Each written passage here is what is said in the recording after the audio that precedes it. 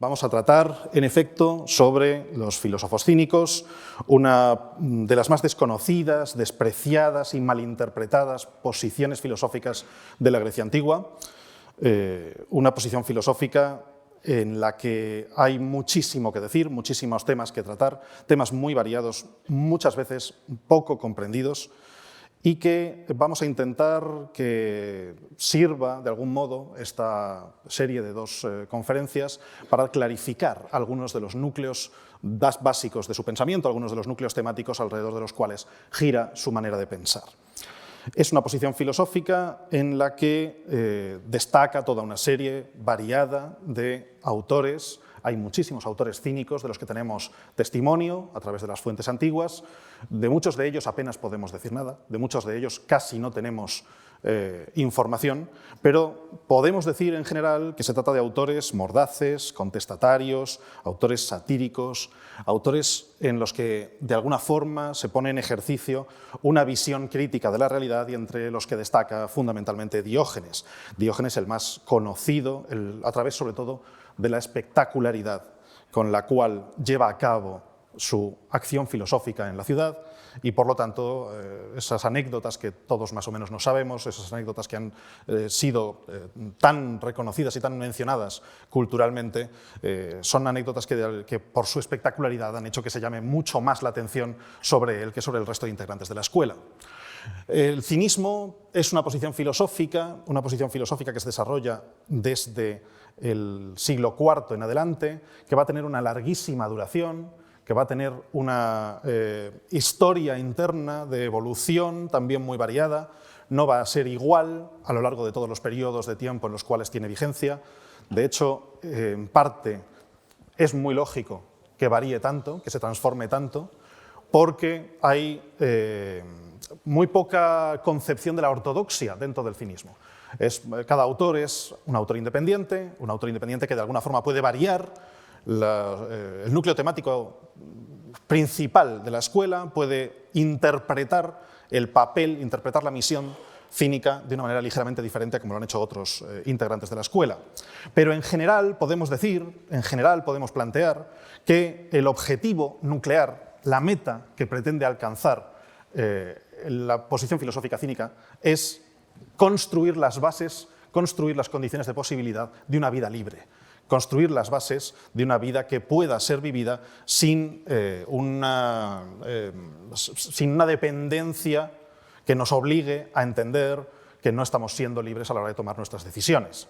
Y propone lograrlo a través de una manera de vivir, una manera muy concreta de vivir, sencilla, una manera que huye de lo complejo, se recrea en lo sencillo, en lo simple, en la austeridad y en la naturaleza. El propósito principal de esta posición filosófica va a ser desafiar los prejuicios de la audiencia, intentar de alguna manera que su acción filosófica contribuya a que la audiencia se plantee, a quien escucha el cínico, se plantee si tiene que reformular algunas de sus preconcepciones básicas con las cuales contempla el mundo y la sociedad. Si tiene que plantearse que alguna de esas cosas que da por asumidas, por inercia, no tienen más bien que ser descartadas. Y para hacer esto se van a servir los cínicos de toda una enorme diversidad de herramientas. Vamos a encontrarnos que se pueden servir de herramientas como el humor, como la parodia, la ridiculización, pero también ejercicios de ejemplificación pública de su mensaje filosófico, atravesados por la desvergüenza, una práctica de una sinceridad extrema y, sobre todo, actos paradójicos, actos chocantes, actos descarnados, actos inesperados y descontextualizados que se llevan a cabo en público en los espacios de la Grecia antigua más visibles, donde más se concentra la población ciudadana de la época, de manera que resulten chocantes, que resulten impactantes y que desafíen lo establecido, que sean difíciles de asimilar por el pensamiento establecido de cada momento. Son además filósofos antieruditos, filósofos que desprecian la erudición y la consideran algo no valioso, algo que realmente no tiene un valor propio. La erudición no es más que apariencia de sabiduría para ellos y no verdadera sabiduría. Y también filósofos que rechazan aquello que solo tiene dimensión teórica y que valoran mucho más lo que se puede considerar que tiene aplicabilidad práctica. Son filósofos muy apegados a la práctica y muy distantes de lo que no es más que teorización y que de alguna manera entienden que la mayor parte de los filósofos de su tiempo, la mayor parte de sus interlocutores culturales, lo que están haciendo son solo teorías, teorías que no tienen un reflejo directo en la vida cotidiana y por lo tanto no se pueden aplicar, y eso las convierte en algo menos valioso que aquello que sí que puede incorporarse a la vida de aquellos que lo conozcan. Además, evidentemente, tal y como lo acabo de plantear, como una posición filosófica tan apegado a la práctica, tan desvinculado de lo erudito y que tiene esa intención crítica, chocante, esa intención paradójica, tengo que advertir que es muy difícil, si no imposible, exponer el pensamiento cínico en un acto como este, en un espacio como este, sin traicionarlo. De hecho, diría que no podemos ni siquiera aspirar a intentarlo. Que cualquier cosa que yo intente hacer aquí, inevitablemente, va a ser un acto algo erudito y teórico. Y que, por lo tanto, no encaja con lo que un cínico habría deseado que fuese la manera de exponerse su pensamiento. La manera de exponerse su pensamiento, evidentemente, no la puedo llevar aquí a cabo adecuadamente, es imposible que lo haga. Quizá podría hacerlo si, en vez de dar una conferencia explicativa, no sé, me quitase un zapato y se lo arrojase al público o algo por el estilo.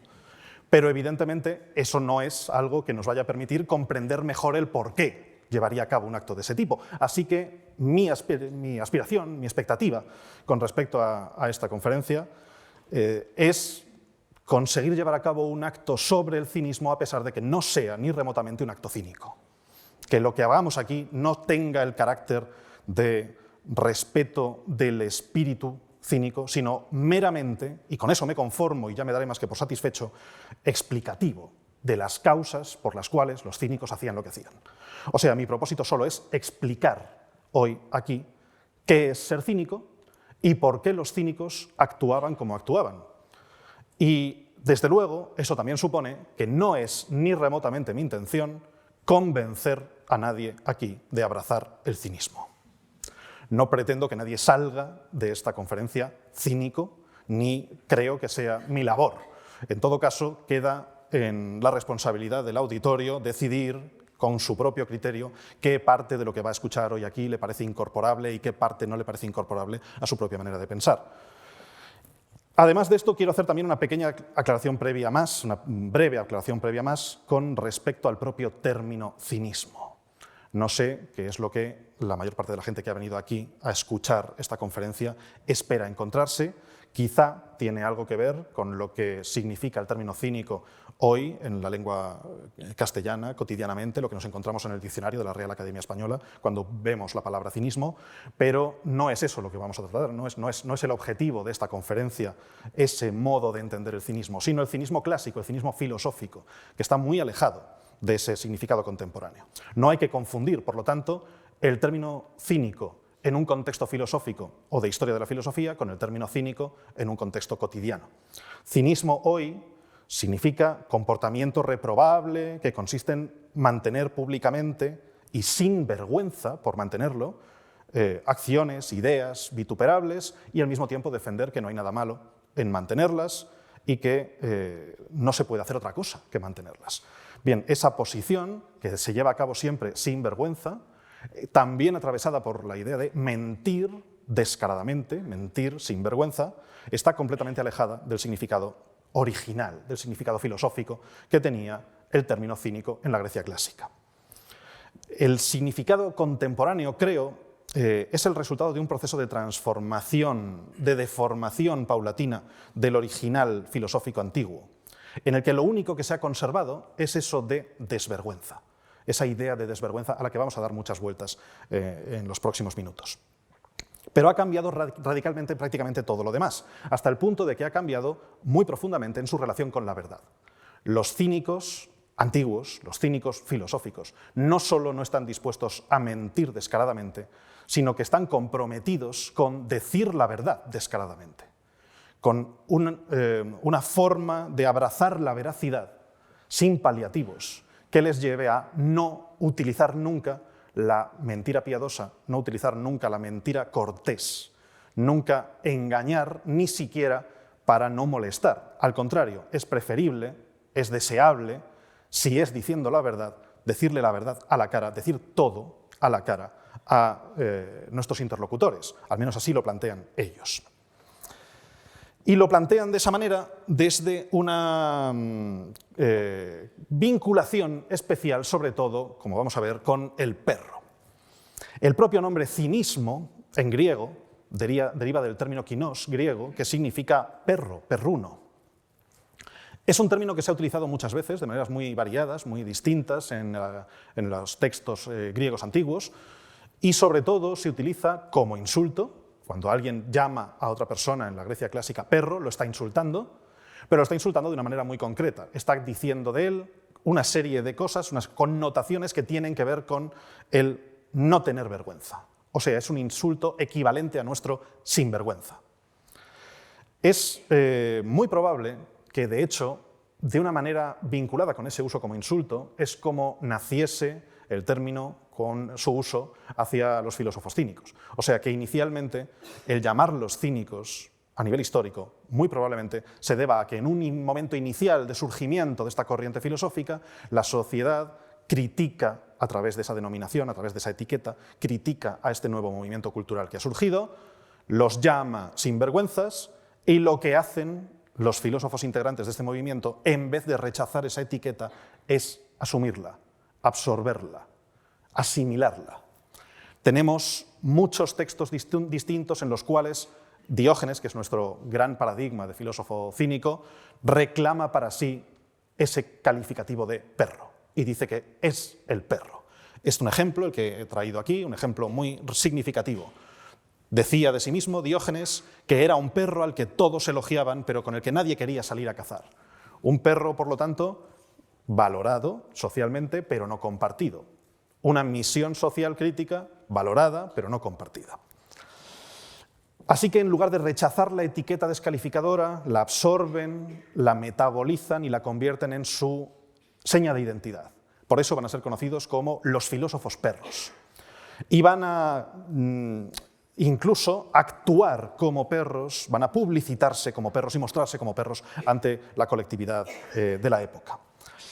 El cinismo tiene una meta que además es una meta muy sencilla, ya lo hemos mencionado antes, la meta de renaturalizar la vida, la meta de vivir la vida más sencilla y natural posible. Es decir, recuperar de algún modo la naturaleza en la interacción social para que a través de esa recuperación desaparezcan o se superen las dependencias que produce la excesiva convencionalización del trato social, la excesiva presencia de convenciones que atraviesan nuestra manera de interactuar unos con otros en la comunidad. Y entienden, además, que hay un ejemplo directo, inevitable, muy fácil de seguir para nosotros, en el comportamiento de los animales. Los animales son esos seres que viven sin convenciones, sin normas artificiales. Los animales viven por naturaleza, naturalmente. Viven por naturaleza, siguiendo el camino de la naturaleza. Así que son, para los cínicos, modelo de conducta. Esto significa que el animal no es concebido por el cinismo como un símbolo de ignorancia o de irracionalidad, como muchas veces ocurre en otras posiciones filosóficas o culturales del mundo antiguo, sino que, para los cínicos, el animal es signo fundamentalmente de libertad. Los animales son libres, a diferencia de nosotros, que nos esclavizamos a nosotros mismos con nuestras convenciones, con nuestras normas, con nuestras leyes, con nuestra manera convencionalizada y artificiosa de comportarnos. Así que el animal se comporta de una manera que se puede intentar seguir, se puede intentar continuar, se puede intentar tomar por modelo, porque no está atrapado por convenciones y por lo tanto nos muestra el que sería el comportamiento más sabio, el que sería el modo más sabio de comportarse, porque está atravesado por sabiduría natural. Digamos que los animales son, desde el punto de vista de los cínicos, naturalmente sabios. Nos muestran una manera de vivir no sometida a la convención. Podemos imitar a los animales, pero no a cualquier animal se le puede imitar sin perder el comportamiento propio, el que sería nuestro comportamiento propio de nuestra naturaleza, porque también nosotros, según la posición filosófica cínica, somos un animal más. Un animal dotado de una naturaleza propia y, por supuesto, cualquier animal no nos va a servir de modelo igual. El animal que mejor funciona, para que podamos tomarlo como ese referente de comportamiento, es, según ellos, el perro. Podríamos pensar esto desde el concepto que nos produce la idea de perro, el perro doméstico, el perro con amo, el perro guardián, el perro pastor, el perro de caza, como aparece en este texto. Ocasionalmente los cínicos van a hacer alusiones a ese tipo de virtudes del perro, ocasionalmente, pero no es el núcleo de su forma de entender ese modelo de comportamiento. El principal para ellos es el perro libre y, por lo tanto, el perro sin amo, el perro que no obedece normas, el perro que no tiene cadenas, el perro callejero, que es un animal que naturalmente vive en un contexto social, vive en un contexto, el contexto de la polis, vive en la ciudad, en el contexto de la ciudadanía, pero no siguiendo las normas artificiales que los seres humanos han creado para la convivencia en ese espacio, sino haciendo naturalmente lo que le viene en gana. Eso hace que el perro callejero se convierta en un modelo maravilloso para ellos, un modelo de conducta muy fácil de seguir, muy fácil de ejemplificar y al mismo tiempo muy espectacular. Hay por lo tanto, mucha representación pictórica, como la que vemos aquí, en la que aparece Diógenes acompañado siempre por perros. Va a haber mucha frecuencia en la presencia del perro simbólicamente acompañando a Diógenes. El perro, digo, vive en la polis sin atenerse a las normas de la polis, y eso hace que tenga sentido que Diógenes se declare perro a sí mismo, que asuma, por tanto, el insulto que lo caracteriza como un sinvergüenza y lo transforme, lo convierta en una aspiración. Es justo a lo que, según la perspectiva cínica, hemos de aspirar.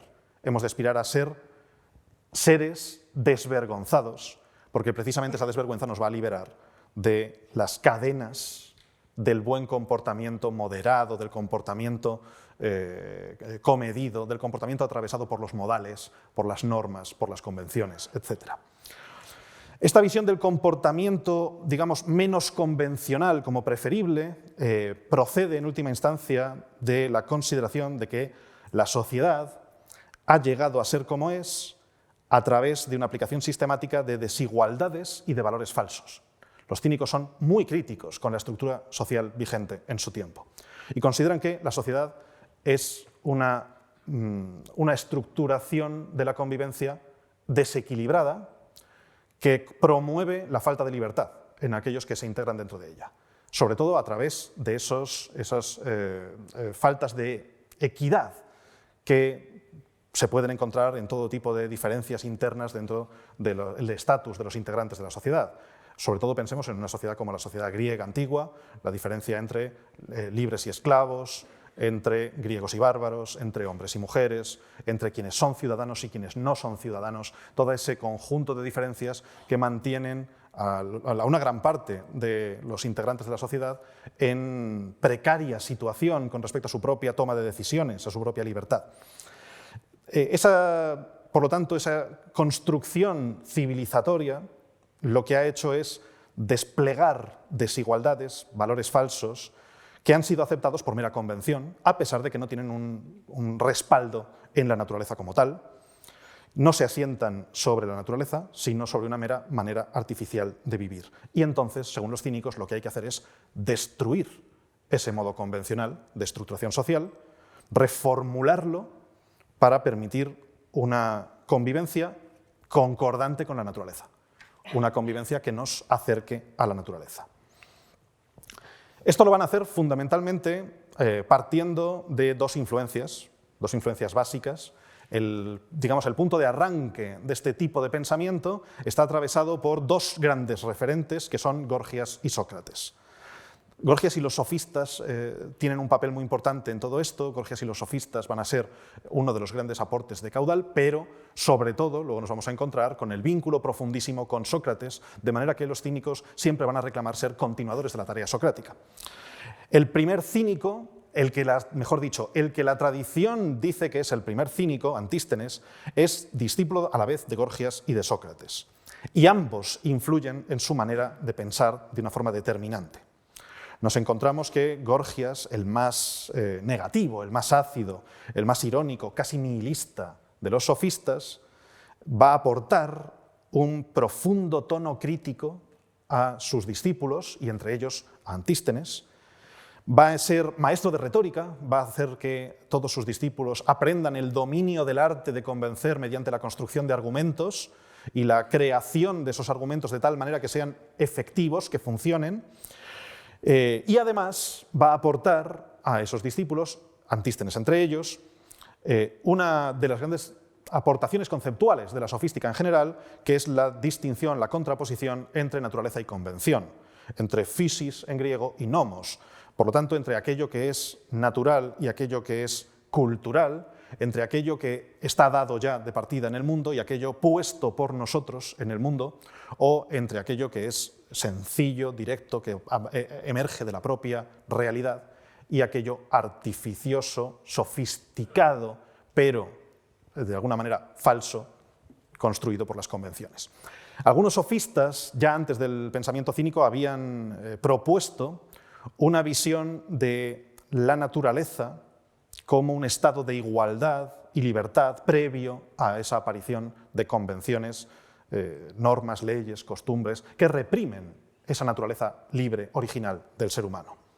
Los cínicos partirán de esa visión sofística planteando una praxis orientada a recuperar de alguna forma la naturalidad de la vida, luchando contra las convenciones tanto como sea posible. Y en paralelo también se están dejando influir por la figura mucho más conocida de Sócrates.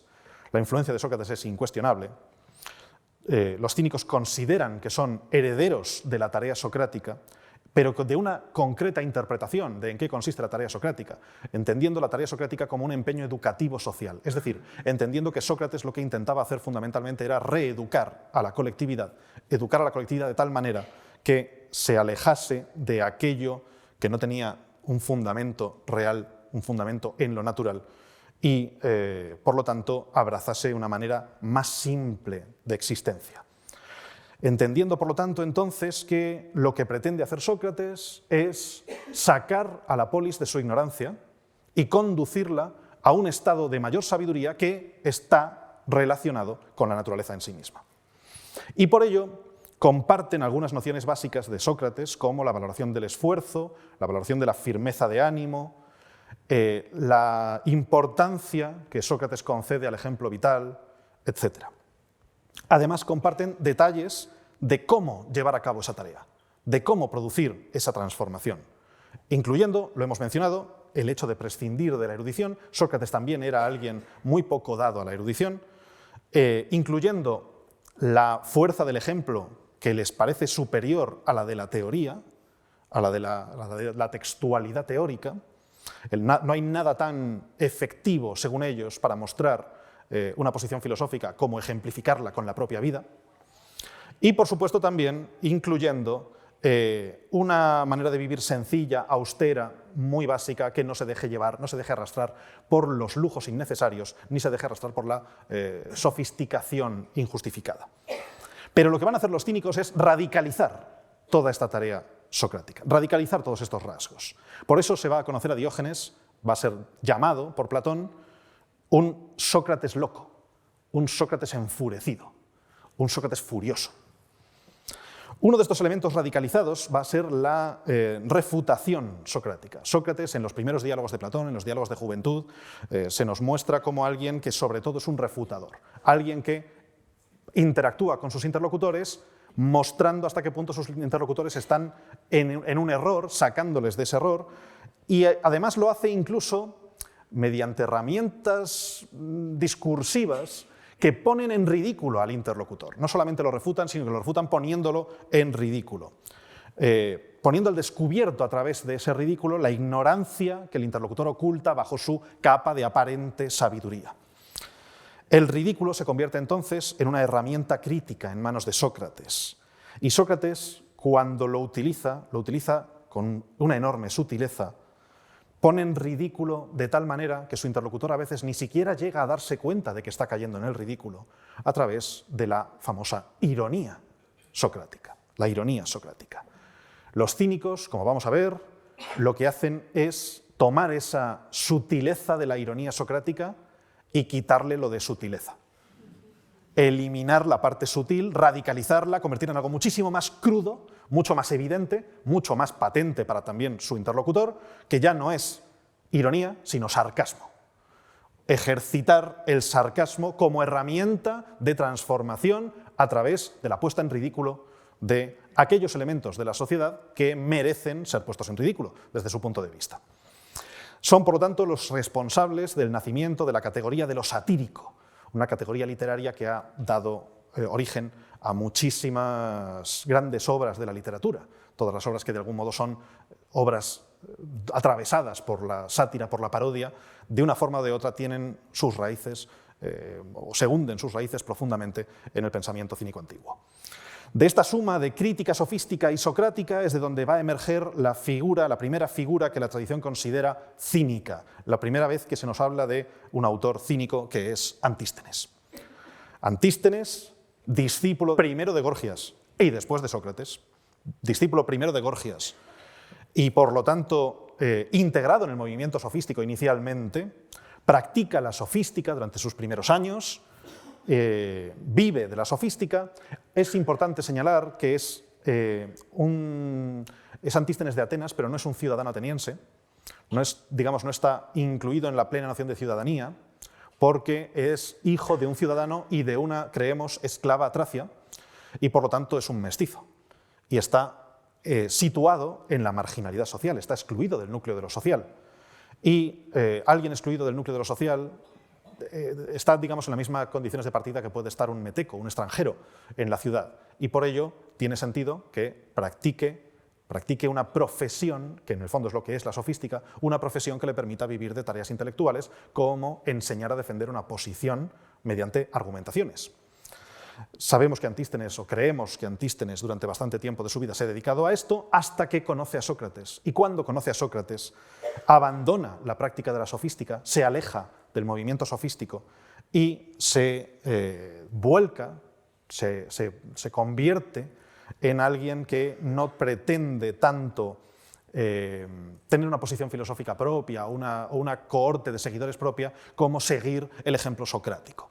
Va a haber ahí, por supuesto, una absorción de una parte del modo socrático de hacer filosofía, la defensa de la vida sencilla, austera, desvinculada de bienes materiales, y un cultivo de varios tipos de temas distintos, los temas éticos y los temas lingüísticos. Igual que los sofistas solían practicar también el análisis de temas lingüísticos, literarios, etc., también nos lo vamos a encontrar en Antístenes, y se va a mostrar como alguien profundamente crítico con las visiones idealistas de la realidad, como puede ser, por ejemplo, la visión de Platón. Están vinculadas ambas cuestiones. La práctica de una casi filosofía del lenguaje por parte de Antístenes le va a llevar a defender que algo que podríamos considerar una especie de antecedente del nominalismo, que las cosas en sí mismas tienen existencia, pero los nombres que les damos no tienen una existencia independiente, y que por lo tanto no hay algo así como, pues, por ejemplo, el caballo en sí mismo, por mucho que Platón le atribuya existencia en la forma de la idea de caballo. Esas tesis platónicas le van a parecer profundamente teóricas, desvinculadas de la práctica, alejadas de la realidad, y por eso va a criticar a Platón diciendo cosas del estilo: Platón, yo veo el caballo, pero no veo la caballidad. La caballidad, la idea de caballo, no tiene verdadera existencia propia, autosubsistente. Fijémonos en este texto también señala muy claramente lo que decía. Antístenes, en ese cambio que va a sufrir, no va a convertirse en alguien que considera que tiene que asumir un papel de creador de filosofía, sino fundamentalmente se va a convertir en un discípulo de Sócrates. Dice el texto del Gnomologium Vaticanum, dice: Antístenes enseñaba primero retórica y luego, tras hablarle Sócrates, se cambió. Y encontrándose a sus alumnos, les dijo: antes erais mis discípulos, pero ahora, si tenéis juicio, seréis mis condiscípulos.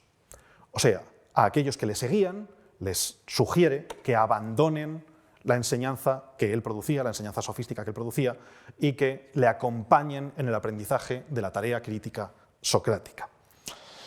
A pesar de todo, tenemos ciertas dudas de si Antístenes es alguien que podemos considerar propiamente hablando un cínico o no.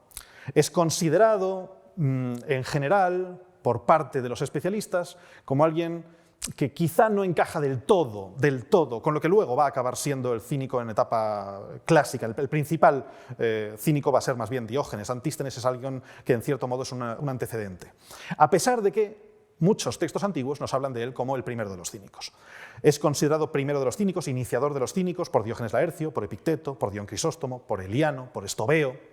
Claro, pero son todos fuentes muy tardías, muy distantes cronológicamente de la vida del propio Antístenes, que todo lo que sepan de Antístenes lo saben de segunda mano, lo saben a través de otros. Y no tenemos ningún texto realmente cercano a la vida de Antístenes que lo mencione como iniciador del cinismo o, lo que sería todavía más claro, lo llame perro. No hay ninguno que esté verdaderamente cerca de la vida de Antístenes y nos lo relate como integrado con esa identificación con el perro. Por ese motivo, muchos especialistas consideran que Antístenes tenemos que considerarlo más bien una especie de precursor del cinismo. Antecedente muy próximo, antecedente muy vinculado con el cinismo, pero todavía no del todo un cínico. La tradición, además, relata, también en textos muy tardíos, que fue maestro de Diógenes. Y de nuevo los especialistas tienen muchas dudas de que esto sea histórico, de que esto sea fidedigno.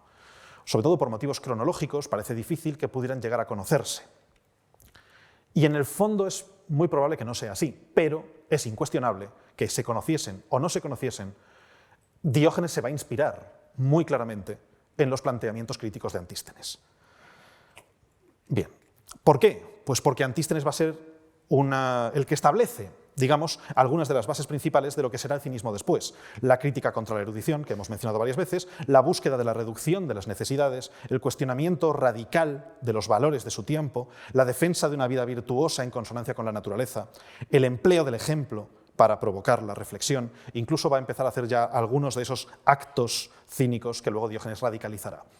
Va a criticar Antístenes algunas de las cosas que están perfectamente asumidas en la sociedad de su tiempo, como el lujo, la presencia del lujo, o la sofisticación innecesaria de aquellos elementos que en el fondo están destinados o han nacido para responder a puras necesidades naturales. Un ejemplo, la ropa. La ropa originalmente ha nacido sencillamente para vestirnos, para cubrirnos, para luchar contra la intemperie, de algún modo. Y sin embargo, la ropa se ha ido después, en el proceso civilizatorio, sofisticando, se ha ido convirtiendo en algo cada vez más artificioso y se ha ido empezando a construir desde la categoría conceptual de la moda, hacer, digamos, ropa de época, ropa de una época asociada a una época concreta, que luego pasa de moda y tienes que tirar la ropa que tenías para comprarte ropa nueva, porque ya no es la ropa del momento. Ropas asociadas también a categorías sociales, vestir concordante con tu categoría social. Todo eso va a ser algo de lo que empiece a ser puesto aquí en cuestión. Igualmente también nos lo vamos a empezar ya a encontrar aquí en cuestión y después se va a multiplicar esa crítica, la artificiosidad en el comer. La comida, la gastronomía, digamos, inicialmente nace simplemente para responder a una necesidad natural que es la de nutrirse, pero luego se va convirtiendo cada vez más en algo artificioso hasta llegar al extremo de la comida lujosa. Y la comida lujosa a menudo es mucho más cara de lo que merece ser. Está mucho más vinculada con una pose social que realmente con el responder a una necesidad. Todo esto va a ser puesto muy en duda, muy en cuestión por toda la tradición cínica y tenemos las raíces últimas encontrándonos ya directamente en este primer autor, en este primer precursor, que propone recuperar la naturaleza y para recuperar la naturaleza además se entiende que es esencial, tendremos que tratar esto con mucho cuidado, es esencial recuperar el papel del cuerpo. El cuerpo es el elemento que ha sido ocultado en el proceso civilizatorio a través de la categoría del decoro, y hay que volver a visibilizarlo. Hay que recobrar la visibilidad corporal porque somos naturalmente cuerpo, según la posición filosófica de estos autores. Y Antístenes, en ese ejercicio de intentar hacer cuestionarse al auditorio lo que da por asumido, va a jugar con los límites de esa convención, los límites de la convención del decoro, permitiendo que su ropa se llene de agujeros con el paso del tiempo y con el deterioro natural de la ropa en su uso. Fijémonos que esto, por un lado, ya pone en cuestión esa necesidad permanente de estar cambiando el vestido, de estar cambiando la ropa cuando todavía funciona como ropa, permitiendo que se llene de agujeros hasta el punto de que se convierte en algo que no termina de tapar el cuerpo. A esto hay un texto muy gracioso que sostiene que Sócrates lo habría criticado, viendo que hacía eso, y le habría dicho Sócrates a Antístenes: a través de los agujeros de tu manto se te ve el afán de gloria, diciendo de algún modo que lo que está detrás es de nuevo una pose. Ya recuperaremos esta idea. En segundo lugar tenemos a Diógenes, mucho más conocido, muchísimo más aceptado culturalmente, asociado, digamos, incorporado a nuestra cultura. Alguien que continúa la defensa de una vida natural iniciada por Antístenes, pero la profundiza, la radicaliza, profundiza en la lucha contra la convención social y llega mucho más allá que su antecesor, convirtiéndose en el gran prototipo de sabio cínico. De hecho, su presencia cultural es tan importante como para que nos lo encontremos aquí en la Escuela de Atenas de Rafael, ocupando un papel incluso destacado y representado de una manera que inevitablemente tenemos que entender que representarlo así en concreto, representarlo tumbado y leyendo, recoge muy bien lo que sabemos de este peculiar sabio. Diógenes era alguien que nace en Sinope, pero acaba viviendo primero en Atenas y luego en Corinto, a causa sobre todo de una historia que nos relata que es desterrado. Diógenes habría sido desterrado por malinterpretar un oráculo. Cuando llega a la mayoría de edad habría realizado una peregrinación al oráculo de Apolo y le habría preguntado a qué tenía que dedicar su vida, y las frases oraculares siempre son muy interpretables, son muy ambiguas. La frase que recibe como respuesta se puede interpretar de dos maneras. Se puede interpretar como la llamada a falsificar moneda, y resulta que el padre de Diógenes es el funcionario encargado en Sinope de la custodia del cuño oficial de la moneda. Es lo que hace Diógenes, falsifica moneda y evidentemente le pillan y es desterrado de la ciudad, y cuando es desterrado se da cuenta de que había otra interpretación posible que no aludiría tanto a monedas como a convenciones, que en griego se dice igual. Convenciones que, si son alteradas, lo que tiene que hacer entonces, según ese oráculo, a lo que tiene que dedicar su vida, es a la forja de nuevos valores culturales, que es lo que va a hacer el resto de su vida.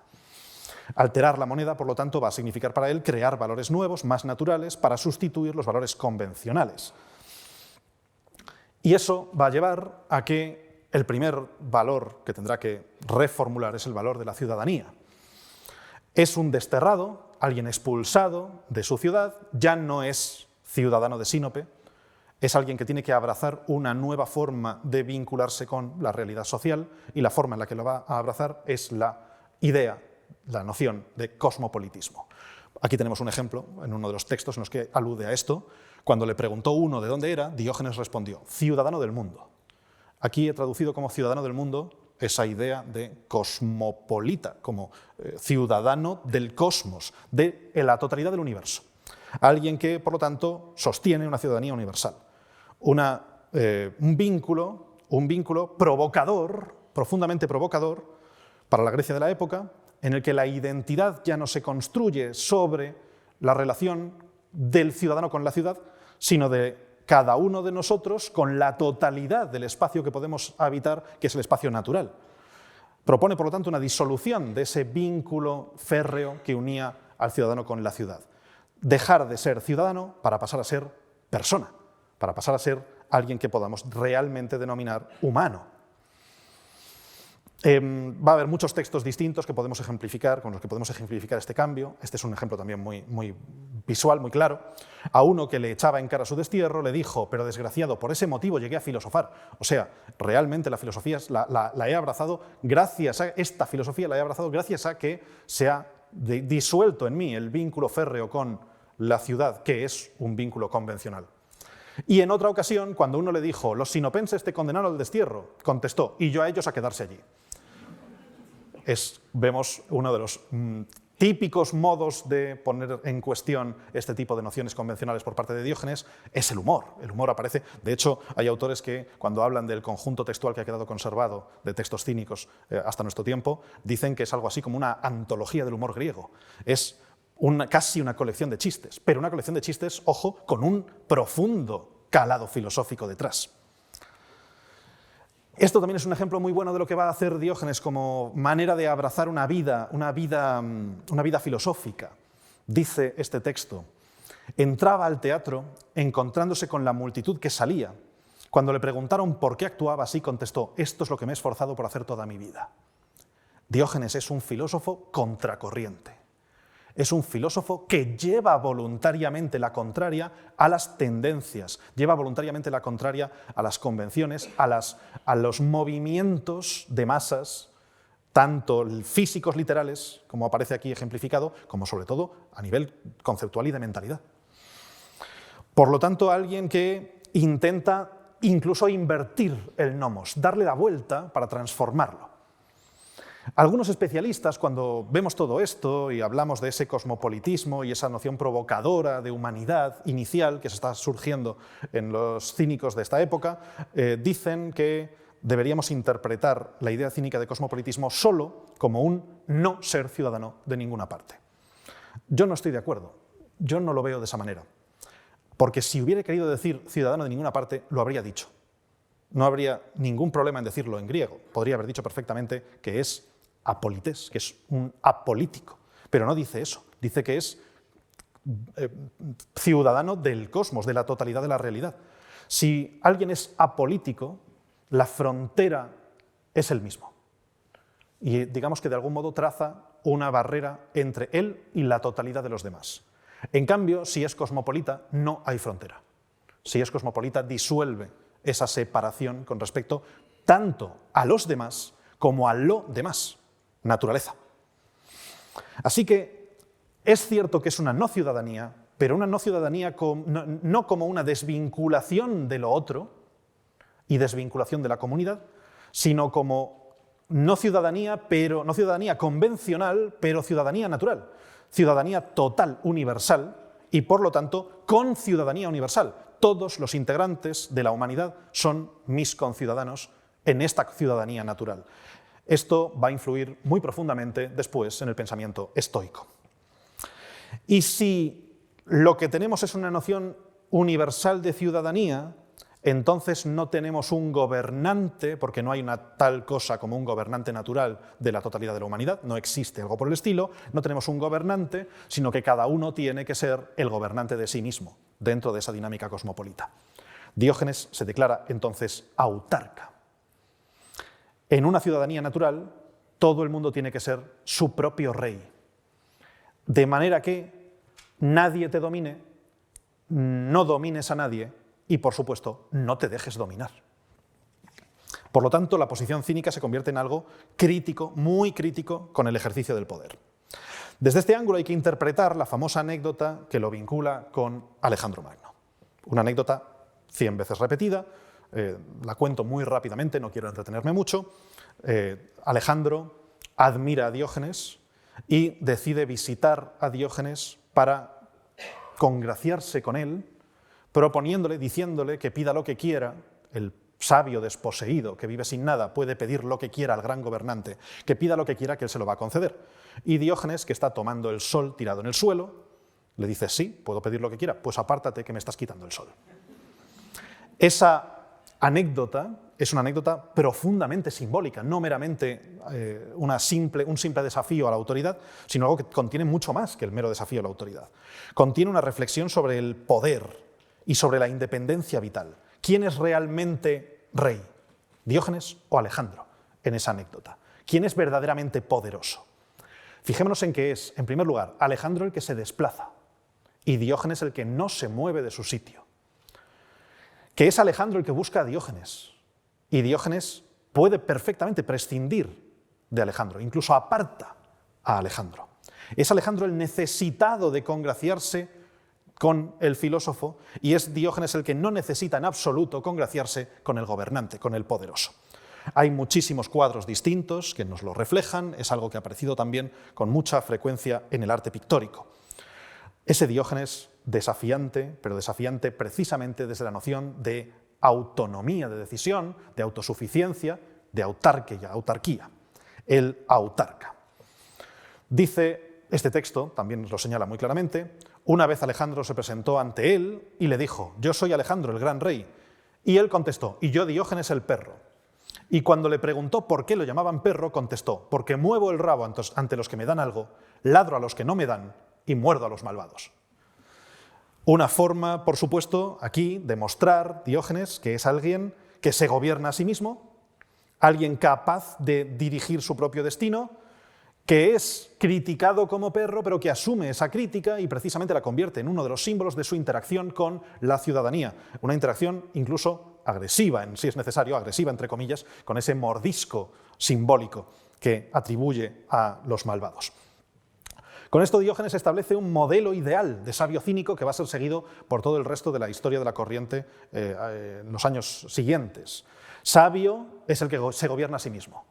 Sabio es el que sabe gobernarse, el que sabe controlarse, contenerse, el que sabe dominar sus propias necesidades, reducirlas tanto como sea posible. Por lo tanto, sabio es el que es autosuficiente, el que es autónomo, el que es autogobernado.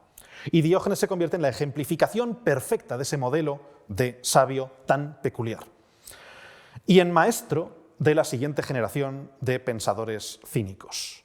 Tenemos atestiguados muchísimos autores cínicos, muchísimos nombres de cínicos, y de ellos una parte importante son discípulos, o la tradición nos dice que son discípulos directos de Diógenes. Algunos de estos, algunos quizá de los más importantes, son los que tenemos ahora mismo en pantalla: Mónimo de Siracusa, Menipo de Gadara, Onesícrito de Astipalea, Filisco de Gina, Crates de Tebas, Hiparquia de Maronea. No me quiero parar en todos ellos, pero voy a decir un par de cosas de alguno de ellos. Mónimo de Siracusa, muy interesante autor, que era esclavo. El primer caso, al menos hasta donde yo sé, de filósofo esclavo. No el último de la historia de la cultura antigua, pero el primer filósofo esclavo. Y por supuesto, digamos que esta posición filosófica encaja muy bien, sirve muy bien para alguien que esté sometido a la esclavitud o que consiga liberarse. El relato que se nos hace de su vida es que Mónimo consigue liberarse de la esclavitud fingiendo locura, y a partir de ese momento la manera en la que va a vivir no va a hacer otra cosa que refrendar el diagnóstico de locura.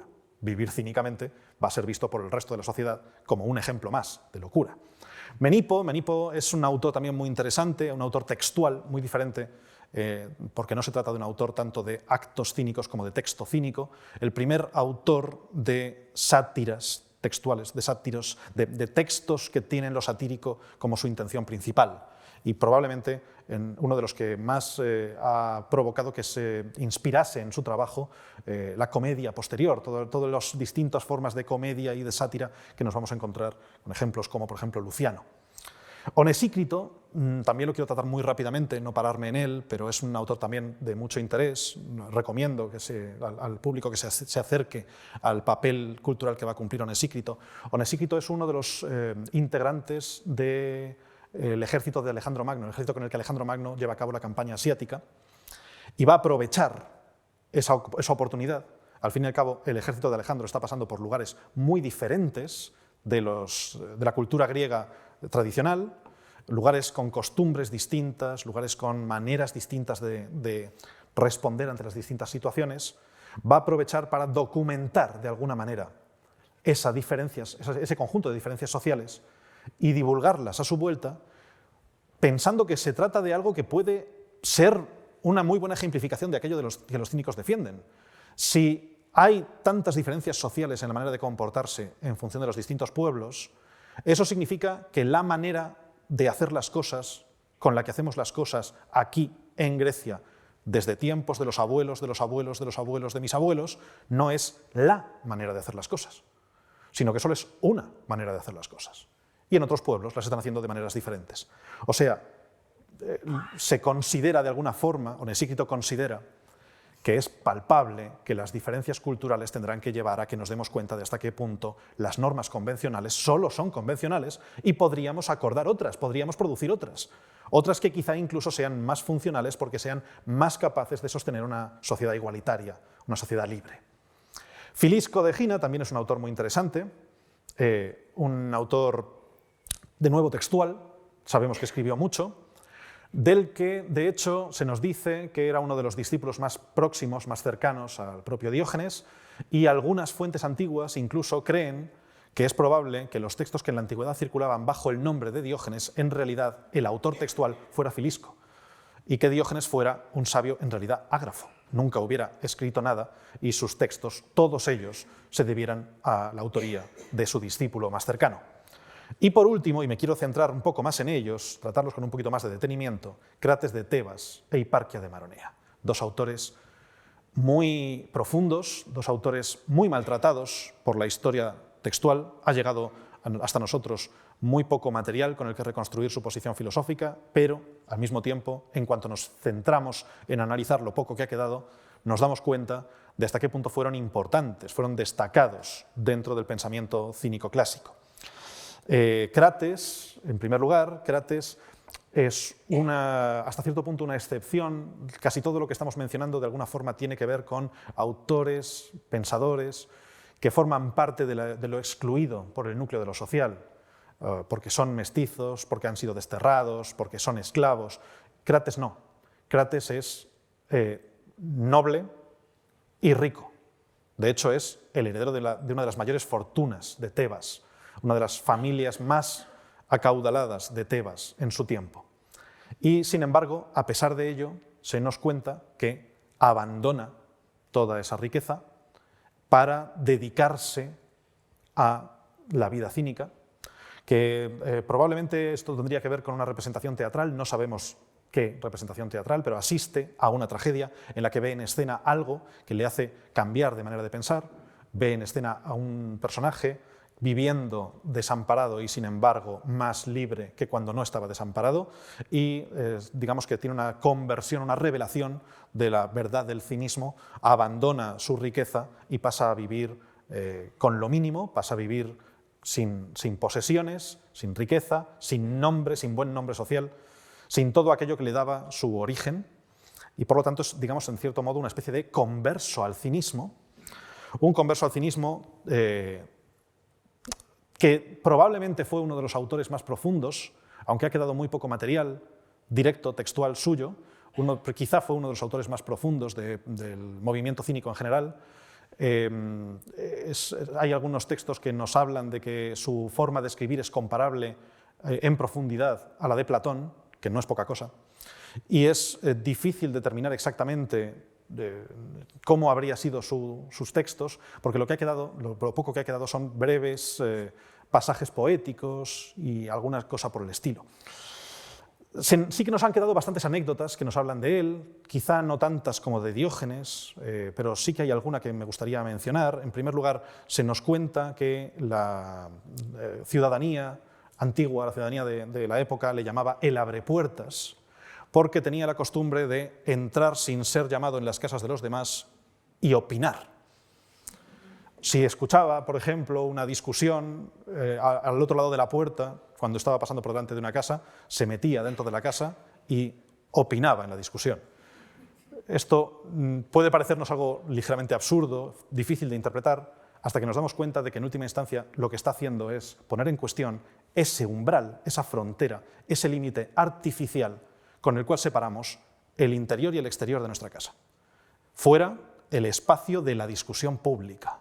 Dentro, el espacio de lo privado, el espacio de lo nuestro, en lo que nadie tiene derecho a meterse. Vulnerar esa frontera es una manera de señalar que a nivel natural, tan público es un espacio como el otro, y que por lo tanto no hay que considerar incuestionable ese espacio en el cual nos recluimos. Por lo tanto, que no hay ningún motivo para admitir que las cosas que pasan dentro de ese espacio privado son legítimas, aunque si las sacásemos fuera de ese espacio privado nos darían vergüenza y que por lo tanto las consideraríamos obscenas, etc. Y al revés, que lo que pasa fuera, que se produce un permanente debate público, no hay ningún motivo para que no ocurra también dentro. Por eso, Crates sería ese peculiar tipo de filósofo cínico que se te mete en casa sin tu permiso y que cuando estás tranquilamente discutiendo con tu mujer se sienta en el sofá y te dice cuál es su opinión sobre la discusión, a pesar de que tú no se la hayas reclamado. No respeta entonces el espacio de la privacidad. Todos los espacios son para él iguales por naturaleza. Todos los espacios merecen cualquier tipo de actividad. Esto también lo ha defendido, en el fondo, Diógenes Muchas de las anécdotas que tenemos sobre él nos lo muestran haciendo algo en el lugar que no corresponde y, por lo tanto, siendo alguien que también vulnera esa atribución artificial de determinado tipo de actividades a determinado tipo de espacios. Y además considera, por supuesto, Crates, que los límites de esa ideal cosmopolita no terminan en el umbral de la casa, que si somos cosmopolitas lo somos para todos los espacios naturales, incluido el espacio de lo doméstico. Crates habría sido un filósofo que, por supuesto, lanzaba sus clases, hacía sus enseñanzas en el espacio público, como lo eran todos los cínicos, y en ese espacio público, de alguna forma, habría sido conocido por Hiparquia de Maronea. Hiparquia, filósofa cínica, una interesante figura del pensamiento antiguo. Hiparquia se nos relata en algunos textos que es discípula de Diógenes, pero hay muchos más que insisten en que después continúa su vínculo con Crates y que el principal de sus vínculos va a ser precisamente con Crates. Hiparquia habría contemplado de alguna forma las enseñanzas de Crates y se habría entusiasmado con esa manera de vivir, y no solo con la manera de vivir, sino con la figura misma de Crates, y habría pasado a convivir con él. Van a hacer una especie de tándem filosófico que convive y que ejemplifica con su propia vida en el espacio público esa noción de puesta en cuestión de los umbrales en la ciudad y también la noción de indiferencia ante la mirada ajena. Porque, por supuesto, si quieres hacer de alguna forma pensamiento cínico, si quieres ser un filósofo de esta clase, tiene que darte igual lo que opinan de ti. Tiene que darte igual lo que consideran que es legítimo o no es legítimo hacer, o sea, tiene que darte igual la manera en la que eres visto. La indiferencia ante la mirada ajena les va a llevar a practicar la vida de pareja totalmente de manera abierta en las calles de la ciudad, sin preocuparse por quién está mirando qué en qué momento. Todas las funciones corporales son funciones naturales y las viven en público. Esto es algo que ya nos hemos encontrado con Diógenes, pero ahora nos lo encontramos de una manera todavía más escandalosa para la sociedad de su tiempo en esta pareja filosófica de Crates e Hiparquia. Porque entienden que una de las grandes condiciones de posibilidad de esta manera de ser de la filosofía crítica cínica es la desvergüenza. El pudor es para ellos considerado como un estorbo. El pudor es uno de los elementos centrales de la civilización, un elemento que nos impide desarrollar una actividad plenamente libre. El pudor uniformiza nuestros comportamientos. Así que tenemos que luchar contra ese pudor a través del impudor, de la desvergüenza. Esto no solamente es propio de Crates y de Hiparquia, sino que era algo común a toda la posición cínica y se nos cuenta, en muchas fuentes distintas lo dicen, que incluso era una especie de condición para poder ser cínico. No puedes aspirar a transformar en profundidad la sociedad en la que vives si eres pudoroso, si eres vergonzoso.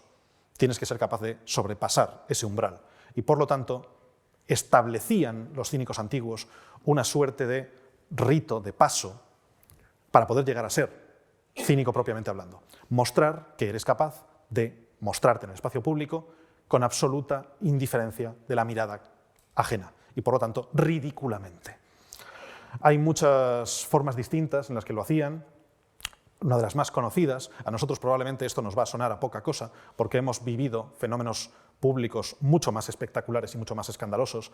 Nosotros que ya hemos visto los actos públicos por ejemplo, el movimiento dadaísta, nos va a parecer muy poca cosa todo esto, pero para la sociedad griega de la época es muy espectacular mostrarse ridículo en el espacio público, por ejemplo, atando un cordelito alrededor de la cabeza de un arenque y paseándolo por en medio de la ciudad como si fuera tu mascota, tu perrito, o haciendo lo mismo con una olla de lentejas, o haciendo lo mismo con un queso, o cualquiera de esos actos descontextualizados y ligeramente absurdos que nos relatan las fuentes.